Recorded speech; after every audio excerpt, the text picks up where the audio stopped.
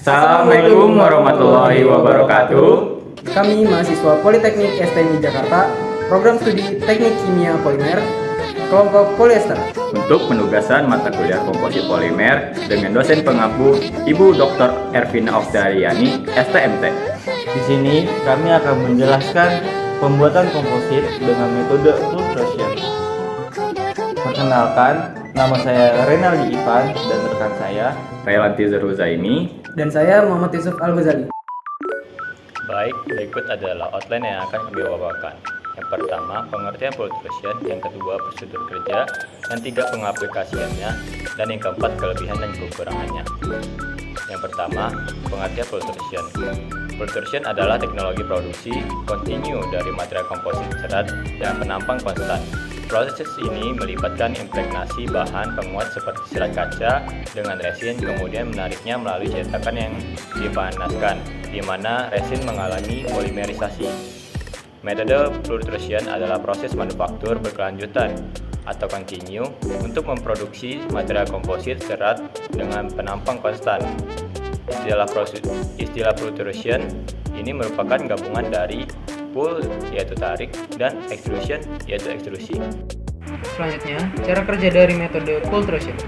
Filtration adalah proses manufaktur untuk memproduksi bentuk plastik yang diperkuat fiberglass, yang panjangnya terus-menerus dengan penampang melintang yang konstan. Meskipun filtration bervariasi dalam desain mesinnya, tetapi pada dasarnya memiliki proses yang sama. Gulungan dari unidirectional roving memberikan kekuatan tarik longitudinal atau kekuatan di sepanjang profil. Gulungan tikar filamen kontinu, anyaman keliling, atau kain jahitan memberikan profil dengan sifat melintang atau kekuatannya di sepanjang lebar profil. Semua penguat pertama-tama dimasukkan melalui mesin penggulung yang akan mulai membentuk serat kaca mentah menjadi profil yang sudah jadi. Serat kaca kemudian ditarik ke dalam rendaman resin untuk dibasahi.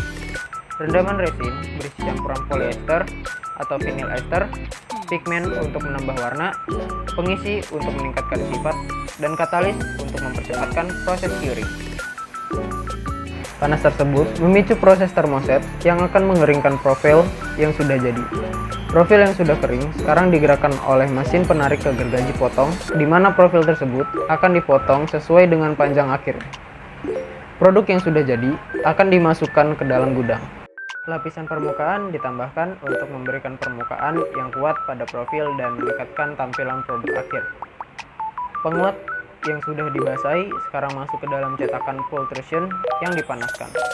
Selanjutnya, cara kerja dari metode filtration. Filtration adalah proses manufaktur untuk memproduksi bentuk plastik yang diperkuat fiberglass, yang panjangnya terus-menerus dengan penampang melintang yang konstan. Meskipun filtration bervariasi dalam desain mesinnya, tetapi pada dasarnya memiliki proses yang sama. Selanjutnya, pengaplikasian filtration. Yang pertama, pengaplikasian di konstruksi berupa profil jendela, pintu, rangka, penguat untuk aplikasi perumahan dan komersial, penyangga pipa dan listrik, serta panel pintu roll up. Yang kedua, tiang utilitas menyilang, penggada garis, saluran listrik, tracking, komponen pengolahan air limbah dan air, rel tangga non-konduktif, dan kabel serat optik yang merupakan contoh dari utilitas.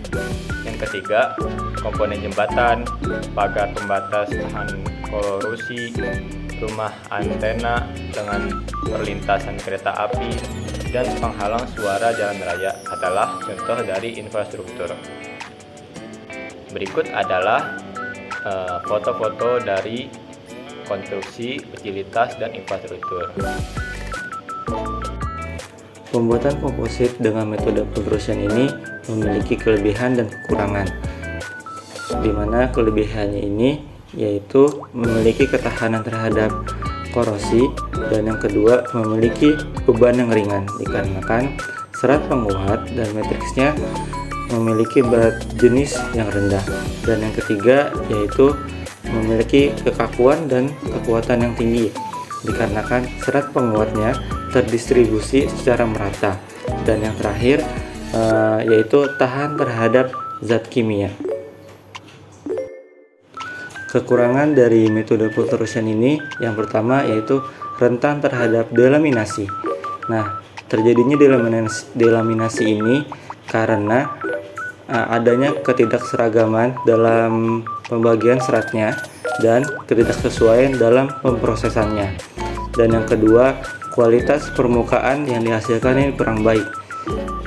Permukaan dari produk yang dihasilkan dari metode pultrusion ini memiliki permukaan yang kasar atau tidak rata. Dan yang ketiga, keterbatasan bentuk yang dapat dibuat. Metode pultrusion ini sulit untuk menciptakan bentuk-bentuk yang seragam atau kompleks. Dan yang terakhir, ketidakmampuan memproses bahan yang bersifat atau berorientasi kompleks.